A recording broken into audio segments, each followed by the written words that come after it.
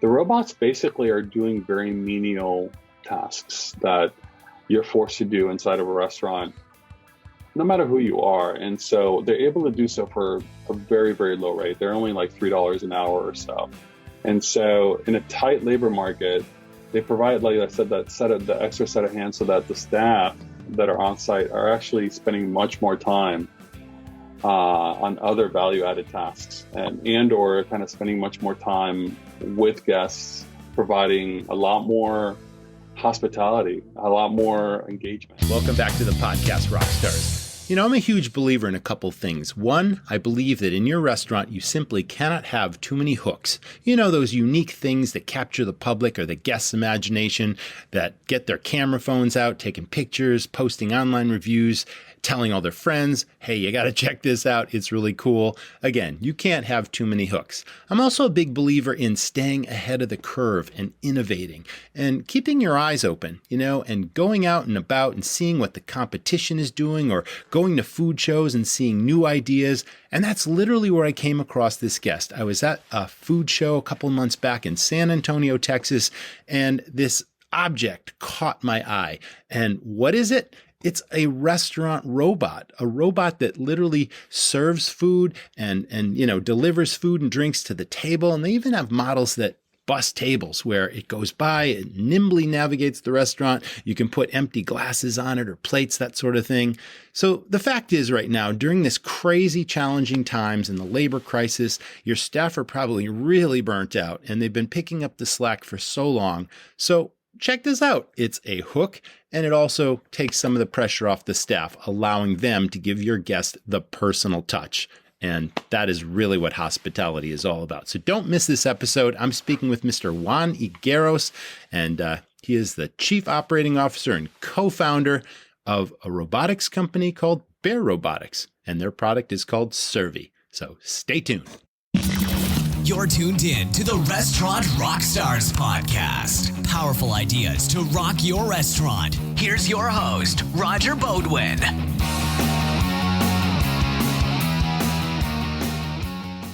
In 2020, the number of people using food ordering and delivery services surged 30%. And as a restaurant owner, it's crucial to meet guests where they are. That's where Pop Menu comes in. Pop Menu gives restaurant owners the tools they need to transform their online presence, simplify ordering and delivery, and take control of marketing. Pop Menu will build your restaurant a website designed to engage guests, showcase your menu with featured photos and reviews, and ditch those boring PDFs. But Pop Menu is so much more than just an online menu.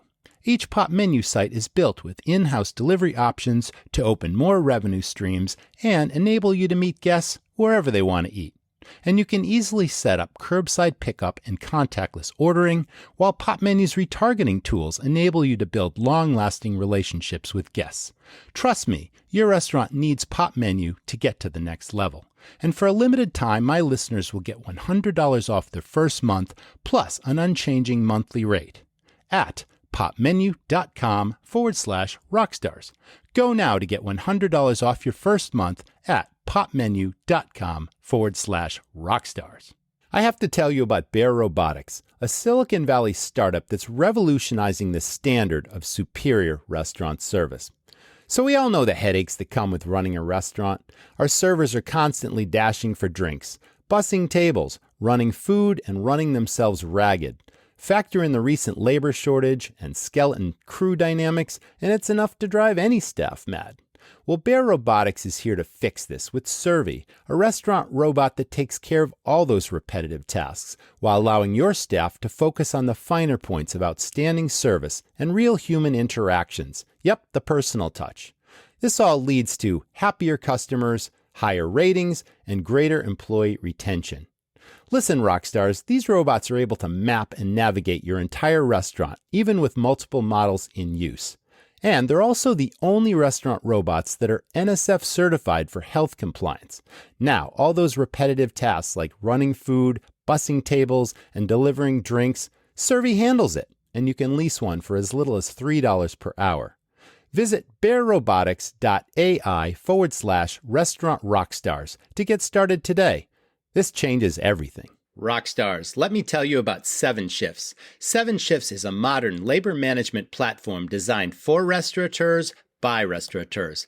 Effective labor management is more important than ever to maximize profit and success, especially now as restaurants begin to reopen and expand their teams. Trusted by over 500,000 restaurant professionals, 7 Shifts gives you the tools you need to simplify scheduling, easily manage time and attendance, communicate with your team, and retain your talent. Best of all, 7 Shifts integrates with the POS and payroll systems you already use and trust, turning your team into a competitive advantage to your business. Right now, Restaurant Rockstars listeners can get 3 months absolutely free. Get started now at 7shifts.com/restaurant rockstars. That's the number 7, SHIFTS.com/restaurant rockstars to get 3 months of industry-leading labor management for free. Now, on with the episode. Welcome back, everyone, to the Restaurant Rockstars Podcast. And unfortunately, restaurants are continuing to struggle with the labor shortage. And we at this podcast have been trying to provide solutions to just that. So my guest today, I'm super excited to introduce Mr. Juan Higueros. And he is the co-founder and chief operating officer of a company called Bear Robotics. And they have a very unique product. It's called Servi, and it is a restaurant robot with multiple models. So welcome to the show, Juan. How are you? Roger, thank you so much for having us. Really appreciate you having us on the show. Well, that's fantastic. Now, the restaurant business, as you know, is one of 1,000 details, and that was before the pandemic. And now operators, if they're still out there, if they're still standing, they're challenged with so many other issues. There's the labor shortage, of course, which is preeminent right now, but there's also rising costs, and margins were slim to begin with. So it's really all about, okay, how do you survive? How do you maintain your profitability? How do you keep your existing staff happy? How do you please the guest when restaurants are, getting customers back in droves and there is this labor crisis going on? So I think this episode is very, very relevant right now. But as my audience knows, I always begin with the hospitality backstory of my guest, whether you started at a McDonald's or you cooked in the kitchen with your grandmother. Let us know. Where did it begin for you, Juan? I love the fact that you actually asked me if I cooked in the kitchen with my grandmother, because believe it or not, when I look at my history in the food service business or hospitality business, it actually goes back to my grandmother.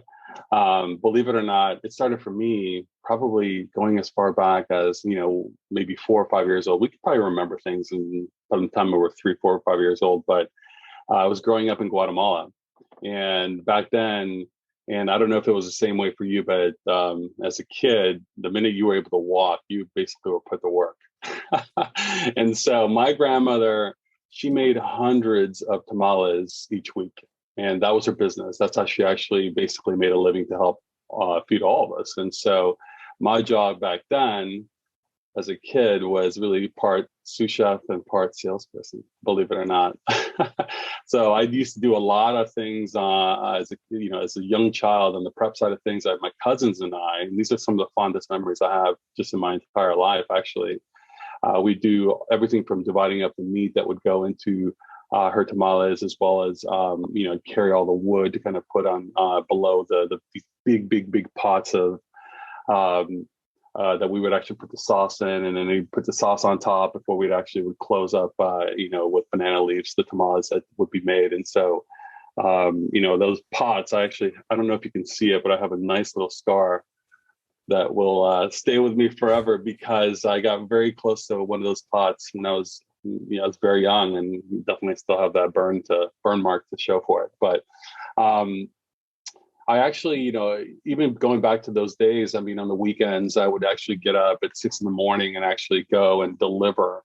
Those were way before the days of DoorDash. I was delivering these tamales to all folks throughout the town of Chichicastenango in Guatemala, which is where I was born in Guatemala City, and then we lived there with my grandmother in Chichi up until the time I was about 8.5 years old. So definitely long history. And then fast forward to high school, certainly during summer breaks, did quite a bit of work in the restaurant business, whether it was I was a dishwasher for a few weeks, obviously during summer breaks at the main dining hall of a Coast Guard base. And then also I was a busboy. So got a chance to be a busboy, work really in the back of the house in the grind, and understand how taxing it is to be in these types of roles, and did that for a few weeks at a restaurant in Petaluma, California, which is where I finished high school. So a little bit of a background from the start for me, and so it's been something that I've had the pleasure of at least understanding from all sides, and now coming into it from the tech side, it's pretty interesting too. Wow, fond memories going back really young, and chief cook and tamale maker, and then moving and then delivering as well. That's fantastic. So passion in this business runs deep, of course, and food is the universal language and universal culture around the world, and it's what brings people together. And it's really amazing that, we may not have had any idea back then that we'd somehow be in the hospitality business, myself included. And then decades and decades later, wouldn't you know, we're in this business that's all based on hospitality and passion. So thanks for sharing that story. So your company was founded in 2017. And I think that's a particularly fascinating story too, because that ultimately led to your current product line and Bear Robotics. So take us there.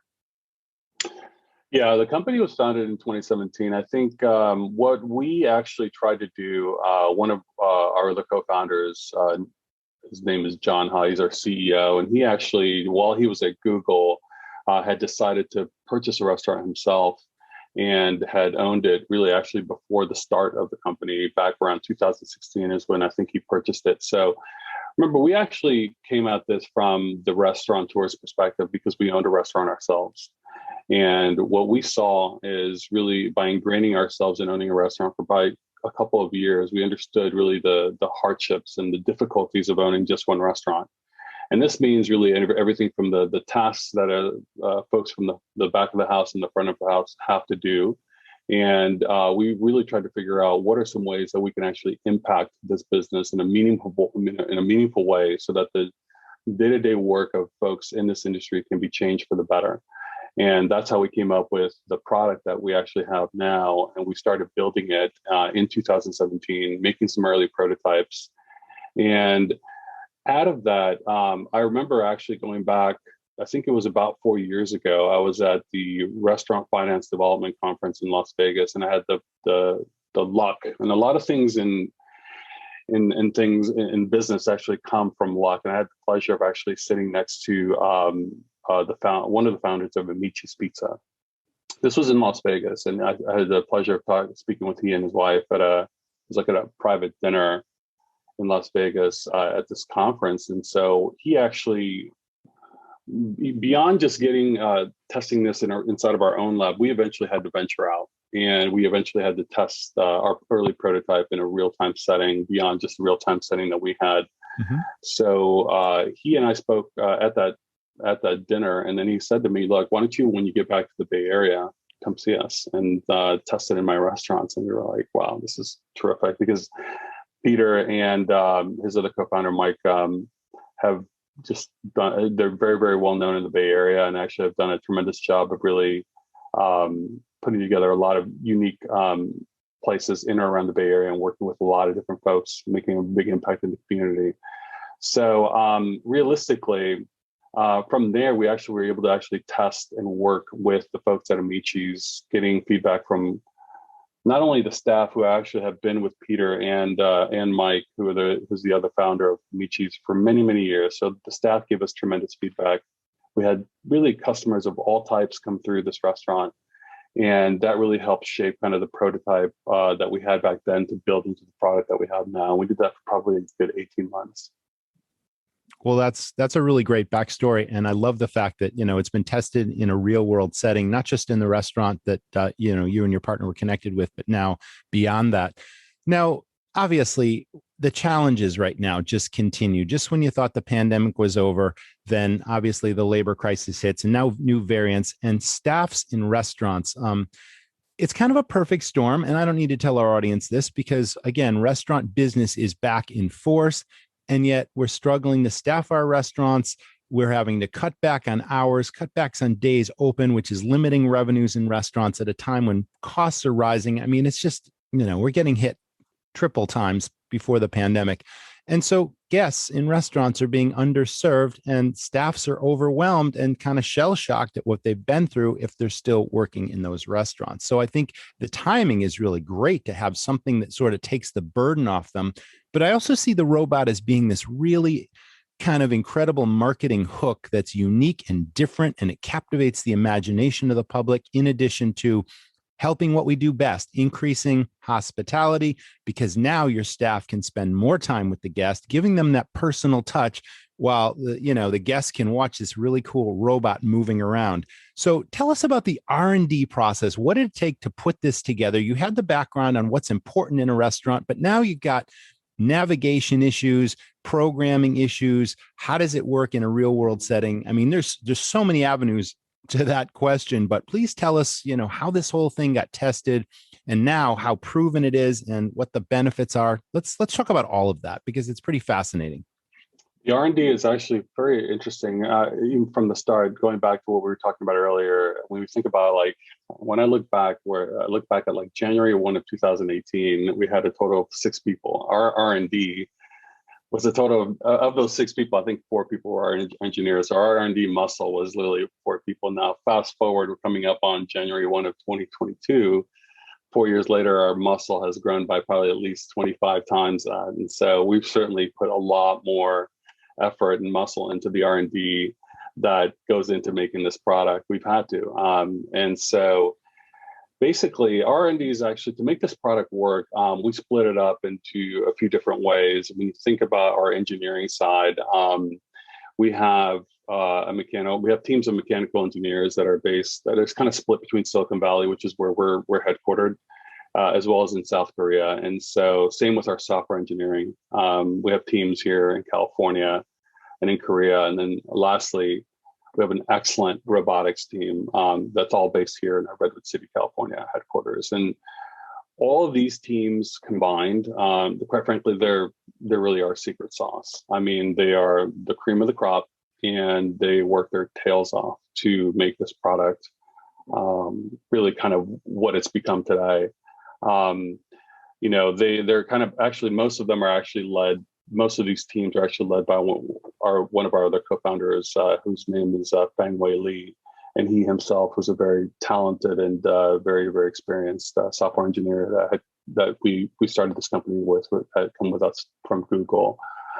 So as you look at when it comes to R&D, and it's kind of how we've continually improved our robots, there's a lot of R&D work that goes around safety and the mechanisms that detect everything from, whether it's your foot to like a 2-centimeter object on the ground. There's a lot of R&D work that we've had to do to be able to kind of remote access things, to actually go in and properly debug or monitor things on the ground when they're actually in restaurants. And I've mentioned to you previously that it can be in restaurants in the middle of Boise, Idaho, or obviously in Seoul, South Korea. They can be really anywhere. And that's actually been really, really important from our perspective, to actually do a lot of R&D around, the R&D. There's a lot of R&D that needs to go into a user interface, because remember, our robots, we expect to have to be used by folks, tens of thousands of folks in many different countries. And so making that easily understandable to use is really important. Our robots are on their feet for 12 hours a day. So we actually have to, optimize how the battery life is and things like that. So as you mentioned, actually, the navigation is really important. It's moving around inside of a kitchen, from a kitchen to the front of house. And so we have to do a lot of R&D around how a robot approaches tables, how there's when we usually set points for it to go to a table, those are dynamic annotations where basically the robot needs to stop very accurately where it's going to be, where you want it to go, basically, and it actually has to recover. There are recovery behaviors in our robot, believe it or not, so that it can actually work well. And then one of the last things I think that's important to note is that a lot of the software and the applications, we actually have to, when we go in and deploy, we have to create a map, and so we have to make it easy to go in and deploy quickly. And so we have to come out to each restaurant and basically understand how we can do this faster. So we're actually able to get these robots out, when we deploy pretty quickly now. We're able to actually get them up and running the morning we arrive on site. So really, as I mentioned earlier, like creating a better user interface. There's a lot of people that are going to be using this. And so we need to make it very, very easily understandable for folks to really, really work with it. And so there's some other really cool things that we're doing on the R&D side. Really, we want to be able to do multiple robots. So there's a lot of coordination in making sure that, think of it as like a traffic control, so there's no deadlock, because you will have there are venues or the restaurants that are pretty big, and so you want to have sometimes many robots operating at once, some doing food running, some doing busing. So it's appropriate that we actually have that very, very locked in. But really, really interesting stuff. We even have things we have to do around sound, and because our robot does communicate one-way communication right now, obviously to guests and things like that. So a lot of work that actually has to go into everything from the top down when it comes to R&D on the product. And it's been something that we've been evolving and working with as we kind of grow our staff and actually get to the point where we can actually have these hopefully in many different countries throughout the world. So several things come to mind. If I'm putting myself in a real life restaurant setting, we've got multiple rooms that sometimes have these threshold plates where the floor isn't even and all that sort of thing. And when I look at your product, I mean, I can't see the wheels under it, but obviously they've got to be able to transition. This can't be like herky jerky movements. It's got to be smooth and controlled so that glasses and things don't tip off the trays. I mean, all this went into it, I'm sure. And then you've got the added sort of, for lack of a better word, you've got obstacles moving around within the restaurant, guests going to the restroom, guests paying checks and leaving. And now this robot has to sort of navigate all that. When it comes in contact with a live person, does it stop and let the person pass? Does it, do people get out of its way? Like, how does that all work? Yeah, those are all really good points. I mean, there are certain things like velocity and acceleration that you have to think about on floors of all kinds. And now, obviously, and even on ramps, because we do have ADA ramps in many venues. And so those are all things that actually come into play when it comes to the R&D work that we're even continually doing now.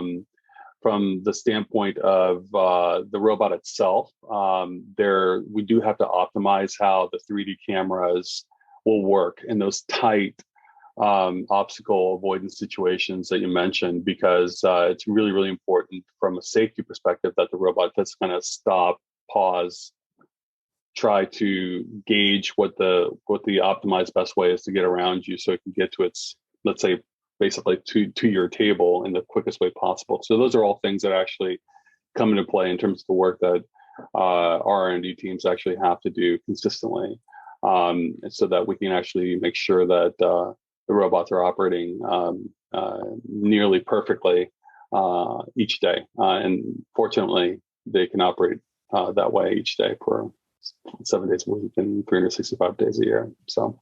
All right, Juan, let's walk through the process. I'm a new client, a restaurant owner. I'm really intrigued with this product. I just pulled the trigger on it. I'm bringing in, say, 2 Servis into my operation. You said it's as quick as the same day they're up and running. Take us through the onboarding process of this robot.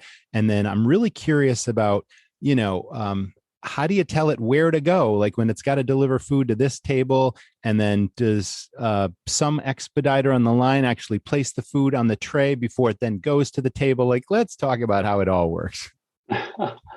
Yeah, I mean, the initial step when we're deploying is really one of our team members comes in to map the physical area of the restaurant. And so, you set boundaries on where the robot will work in. And then we do have the LiDAR on the robot itself that scans the area where you manually will drive the robot around. And then we work directly with the staff on site to set what we call annotation points. And those are just where the robot will be told where to go. And those are usually just table destinations. And so as we mentioned, there are basically 3D cameras that the robot has that allow it to kind of kind of sense where every object on its path that it needs to go to. And so what the staff will do basically is once it's actually fully set to go, there's a touch screen on the back of the robot, and really allows the staff to just kind of send it directly from one point to another. And it navigates. Fortunately, this is the beautiful part about it, is that it navigates completely on its own. So once it's fully set up, it actually will sit at the expediter station. Food is completed. The ticket is actually placed on top of one of the trays, as well as the food. And then, our robot basically goes directly to the destination where it's told. And so that's the easy kind of part of making this an efficient operation for staff. And so it allows them to kind of really not have to go into the back of the house as many times as they normally would. Gives them a little bit more time to spend more time on the floor, more time with guests. And that's been kind of the upside and the win-win for them as well, because they're actually not necessarily having to spend all those steps actually going back and forth. Now, I mentioned earlier, I really see this as a marketing hook, something unique, something different. And obviously, this is going to become adapted technology, and a lot of people, a lot of customers, restaurant owners and managers are going to take on Servis in their restaurants. But right now, I've not seen this in action in a restaurant. It's a hook. It's a novelty. It's something really cool. I see this as a kid draw. I always had family friendly restaurants, and I knew if I had these on the floor, the kids would bring their families to the restaurant just because of the cool factor. So it's got all that going for it. And, I know that there's there are different models. You've got a mini that obviously is busing capability. You've got a mini for drinks, and then you've got the standard Servi that has 2 level of trays, as well as, the bus bucket below. I'd like to kind of show the audience if they can see. This is the Servi restaurant. I think I'm looking at a mini and a regular Servi right there. So it definitely comes in different configurations. What has the guest reaction been right now in the restaurants that it's in? And, it's a social media thing too, because I'm sure the camera phones come out and it's like suddenly it increases that restaurant's online presence and it goes viral, and people I can see this happening. Is that pretty much been the reaction? It's a very good point. We actually recently had a very viral video of one of our robots at a Denny's restaurant, surprisingly so, come up. That was actually pretty cool to see. And it was great to see the reactions on both sides. So it did create a lot of really good conversation. The good thing about what is being said by customers so far is that I mentioned earlier that the robot is really on its feet for 12 hours a day. So It's really a way for why employees from customers tell us that it's really becoming a good tool for them is because it provides that kind of additional helping hand for them. It's really a lot of our customers are actually using this as a tool to prevent burnout of existing staff. And our robots kind of become somewhat like personal assistants to employees. And so they're not taking away jobs. It's actually really merely helping the folks that are on site. So it's kind of that sweet spot where customers are telling us that the future of this industry is headed towards something where it's kind of this, like I mentioned, this extra set of hands where it gives servers an opportunity to spend much more time on the floor, the front of the house, and really kind of allowing them to engage more with customers, which is really sometimes what we talk a little bit about, the human touch and the importance of that in service and hospitality, and really allowing folks to actually have a little bit more of that is really, really critical. And it's allows for more creativity. It allows for more a different type of culture and how the restaurant industry will turn to in the future. But yeah, all of those things that you mentioned, whether it's helping with engagement and a greater customer experience, are all things that we've actually heard from our customers thus far. And so this is actually customers that we've had in Korea, in Japan, and now actually customers that we've had now in a very growing base here in the United States, where we're up to about, I think, almost 30 states that we have deployments in, and hopefully we'll have these in every single state at some point next year, and that'll be great to see. Really, these kind of put in restaurants throughout the entire country. That's fascinating for sure. Can a guest at a table sort of I don't know if flag down is the right idea, but let's just say their busser hasn't been seen in a while, or the busser didn't show up that day, and I've got a table full of dishes and I just want it out of my way. Can I sort of put it on a Servi as it goes by? Can I call it to the table in some way, or how does that process work? The servers can call it to the table. That's what the servers do now, where Yep. some servers are actually equipped with either iPad minis and or other tablets when they actually take your order. And so they can call it to a table when they're about to clear a table and actually clear the table and then send it off to the dishwashing station. Now, consumers, this is something that we'll be working with kind of a big partner that we'll be working with next year, whether or not we'll have some consumers do that as well. So those are going to be very, very interesting things that will come in the future, certainly, if because we do want to have more engagement, obviously, with consumers if they're actually looking for unique messaging and or unique things that they actually would like to have interaction with this particular robot that we have, and other robots we'll probably put together as well. So those are all things that will come in the future, and I think it will be a very interesting thing to see. Are these standard lithium batteries that last the 12 hours? And obviously at the end of the shift, you just charge this thing, and it's not possible to overcharge it, because if you come in, the next day at 8 or 9 or 10 a.m., it's been charging all night. It's not overcharged, but it shuts itself off and it's ready to go. Is that kind of how that works? That's correct. Yeah, we actually are. That's exactly what the type of batteries that we have. And so what we try to do is provide visual and verbal cues to the users to let them know that, and these are the staff on site, that the batteries each getting to a certain point so that it can actually be recharged. But the positive thing here is that they're able to go for a full shift, and 12 hours is usually quite good for a full day at a restaurant. And so they're usually charged overnight. And one thing that we're trying to do now is eventually get it to the point where the robots will just charge themselves, meaning they'll go to their own docking station and wirelessly charge themselves, which is something we're hoping to do next year, so that it doesn't even become an additional task that staff on site even have to do. They'll just do it on their own.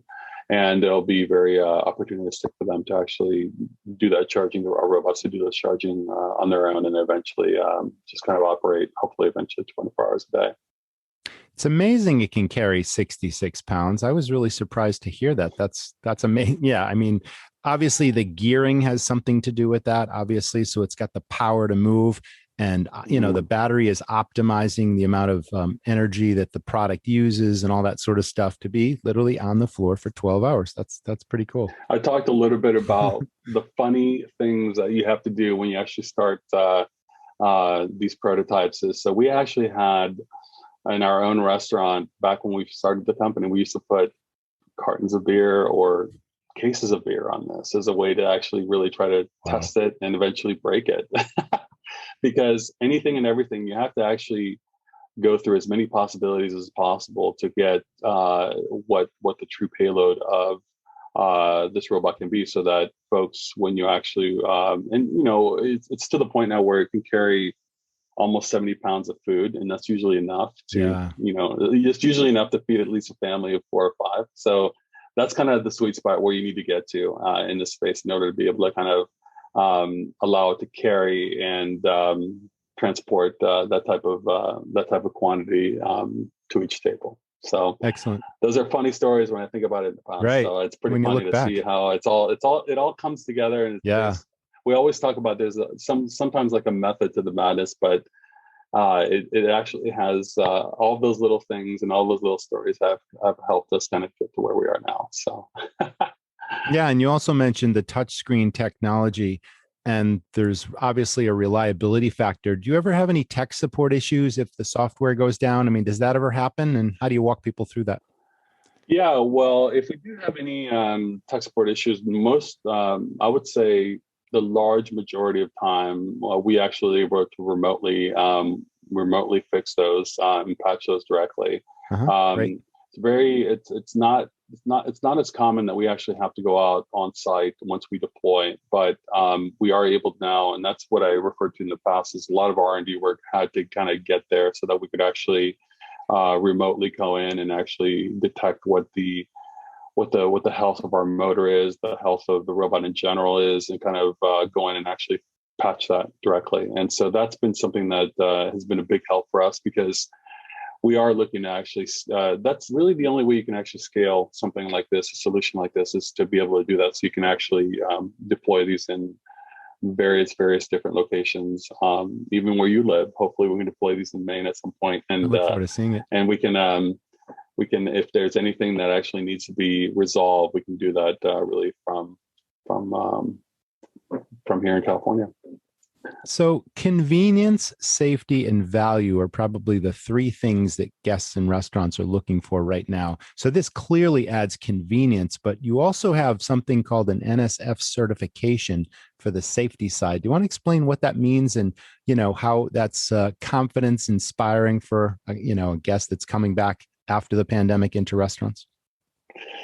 Yeah, we had to do quite a bit of work on that. I mean, by owning a restaurant ourselves, we realized that NSF certification is a very, very important thing for a restaurateur to make a decision on purchasing a product to actually bring into the restaurant, because it does give that level of insurance that the product that you're using is safe and that it has passed all sanitation standards that you need to in the restaurant space. And so NSF is really the leading standard for that.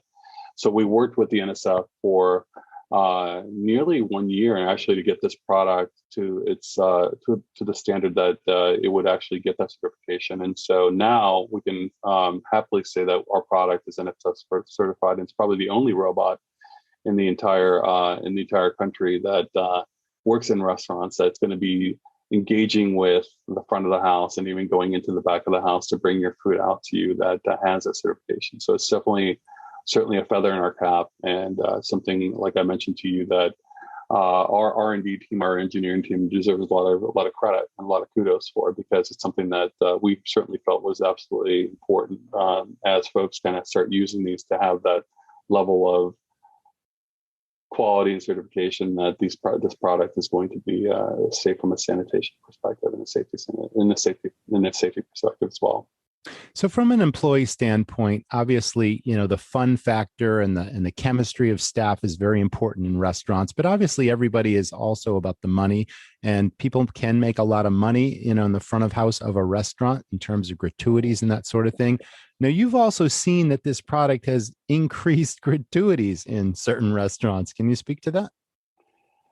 We have. We actually started deployments in South Florida in May. And so we've been able to get a lot of good data for now, I guess, almost 7 months. And so the tip income for the serving staff in South Florida actually has gone up almost 30%, which is great, because wow. this creates almost like a win-win ratio scenario, I guess, for this technology that we're putting in restaurants, because the robots basically are doing very menial tasks that you're forced to do inside of a restaurant, no matter who you are. And so they're able to do so for a very, very low rate. They're only like $3 an hour or so. And so in a tight labor market, they provide, like I said, the extra set of hands, so that the staff that are on site are actually spending much more time on other value-added tasks, and or kind of spending much more time with guests, providing a lot more hospitality, a lot more engagement. And that has been an interesting turn of events that actually has helped really a lot of different stakeholders. When you think about the employees, when you think about the customers, and lastly, when you think about, you talked about this earlier in terms of the thin margins that operators work on.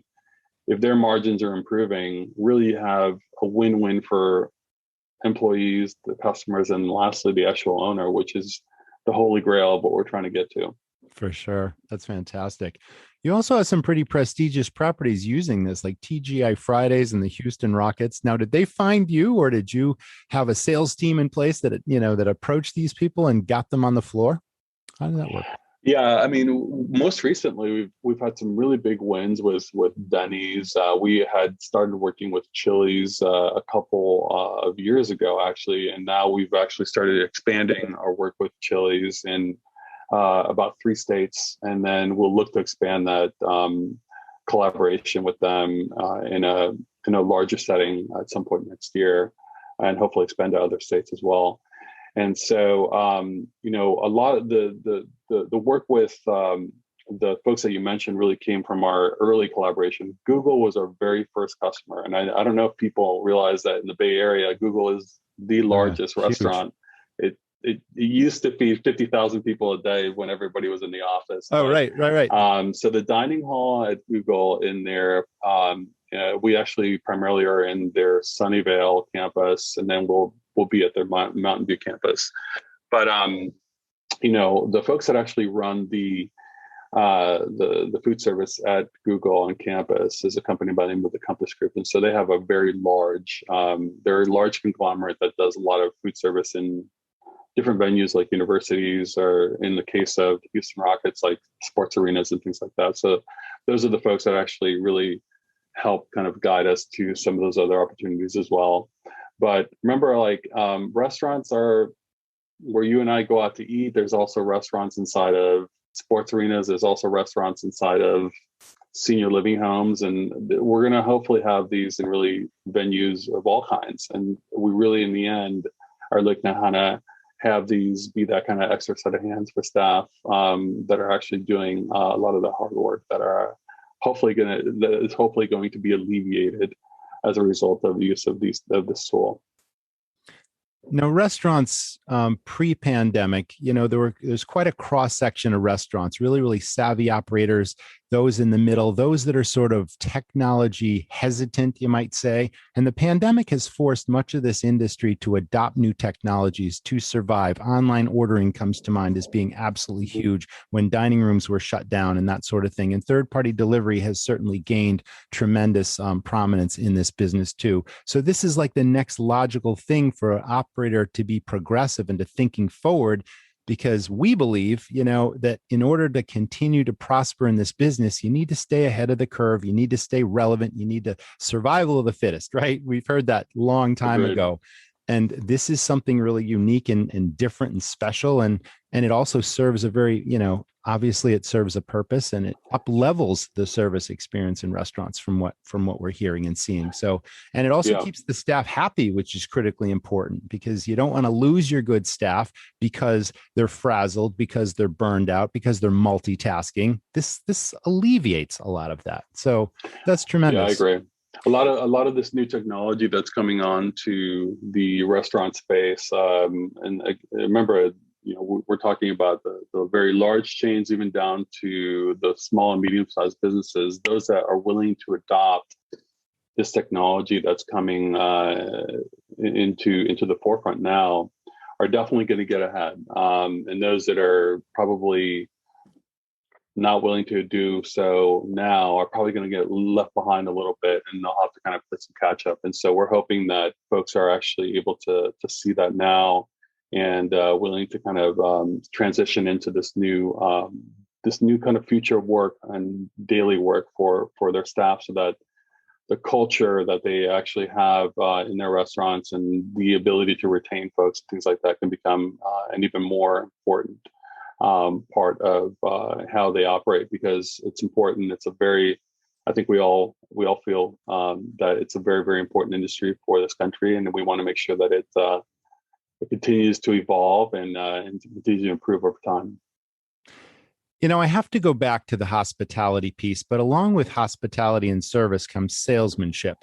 And I am hugely passionate about training, staff training, daily training, because you want to provide what I call amazing dining experiences. And pre-pandemic, I traveled the country quite a bit, speaking engagements, consulting, that sort of thing. And now that the pandemic is sort of tailoring off, I'm traveling again. And when I go out to eat in restaurants, I'm still really, really disappointed in a lot of, and it doesn't matter the price point of the restaurant. It could be a Denny's, it could be a 5-star, white tablecloth kind of place. And if staffs are trained at all, they might have the product knowledge, but they don't have the salesmanship piece. And I believe they're losing thousands of dollars each on a weekly or monthly basis because they're still just taking orders as opposed to making suggestions that increase sales. That's a critically foundational piece, but super important, more now than ever. And we talked about this product sort of enhancing the service experience because it now allows the staff to communicate and interact with the guest on a, on a more one-on-one basis. So I clearly see a really powerful connection here to up-level hospitality, provide amazing dining experience, and increase sales in restaurants, and still have this really cool thing running around on the floor, doing, like you said, the menial tasks. So that's great. What's on the horizon for you, Juan, and Bear Robotics? Are there new products being R&D'd? Is that anything you want to talk about or care to talk about? What's the next step? We are always trying to think of new products, and we do have a few new products that will come on the horizon next year. We'll be looking to somewhat be able to actually deploy our robots, not just on one floor, but eventually on many floors. And so I have the opportunity to actually do that in many different venues. And we do want to eventually we do want to have the opportunity eventually to also look into other things that in the workflow of a restaurant. There are things like there are other obstacles like doors and things like that. So the ability to open doors and kind of get into different areas in the back of the house so that we can actually improve on that. There's a few things that we're working on to be able to kind of, we're not necessarily going to go outdoors because we're really focused on staying indoors, but we want to be able to kind of eventually help that handoff to delivery drivers because third-party delivery is becoming obviously so big now. It has been obviously even beyond before the pandemic. So we want to eventually help provide that those to-go orders in a much more efficient way, so that staff inside don't necessarily have to actually do the handoff to the delivery driver. So we'll be doing some additional work around that and helping make that even more efficient. So a lot of cool things to come. We'll be announcing them as we kind of get closer to the actual product being developed over the course of next year. But it should be an exciting time. And it's an exciting time for the space now in terms of the fast pace that it's operating in, the adoption to automation.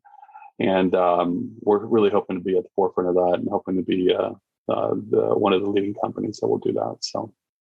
Well, we've certainly covered a lot of ground today, Juan. Is there anything we've missed that you'd like to tell the audience, either about Bear Robotics or the Servi, or if not, then do you have any best advice that you can offer operators that have made it through the pandemic so far and they're just still, they're in it to win it. They've been beaten up bad and they see the light at the end of the tunnel. They just got to dig deep and be resourceful. What would you say to them?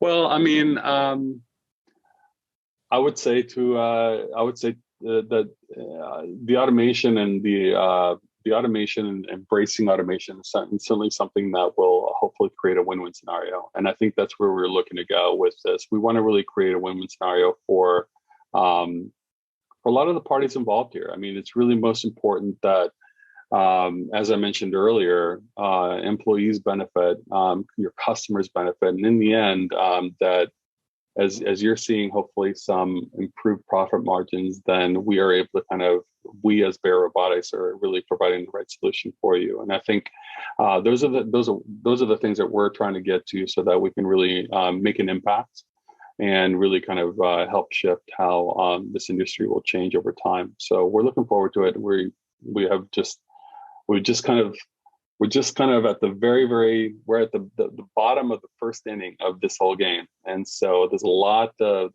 more game to play here, and I think we're looking forward to what will come, and it's gonna be very, very exciting. Well, I think you're serving the industry in a very positive way, and I really appreciate you being a guest, Juan. I always put the website address URL in the show notes, but I'd like our audience, if they'd like more information, to go to bearrobotics.ai/Restaurant Rockstars, and you can get more information on the Servi. Thanks so much for being with us. That was the Restaurant Rockstars podcast. Thanks to Juan and Bear Robotics, and we'll see everyone in the next episode. Stay well, everyone. Well, there you have it. A unique hook, a competitive advantage, call it what you will. When I ran restaurants, I was all about the unique, the different, whatever stood out, that really made my restaurant talked about, that buzz out on the street. So thanks again to Juan Higueros from Bear Robotics. Thanks to our sponsors this week, Pop Menu, Bear Robotics, 7 Shifts, and Cisco. Thanks so much. There are so many different ways that you can market your restaurant. And a lot of restaurants out there, they throw a lot of money at things that just aren't trackable. They don't have return on investment. And hooks are something that cost you very little, if anything. And again, it captures the public's imagination. So I have a whole section in the Restaurant Rockstars Academy. We have a whole marketing section on proven marketing ideas that cost very little or no money that have huge return on investment. And that's really what it's all about.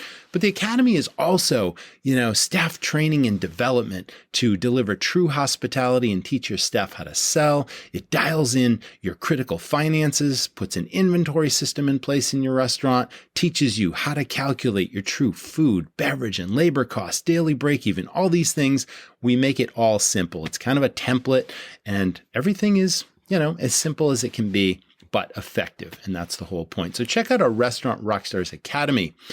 While you're doing that, don't miss the show notes for this episode, because if you go down halfway or so, you're going to find a little button that says, Ask Us Anything. So we have a new feature, and you can ask me any question about your operation, any challenges you're having, a pain point. You'll record a message to me, and I'll listen to it. I'll record you back my answer, and you just might hear your question in a future episode of this podcast. So thanks again for tuning in. We'll see our audience again in the next episode. Thanks for listening to the Restaurant Rockstars Podcast. For lots of great resources, head over to restaurantrockstars.com. See you next time.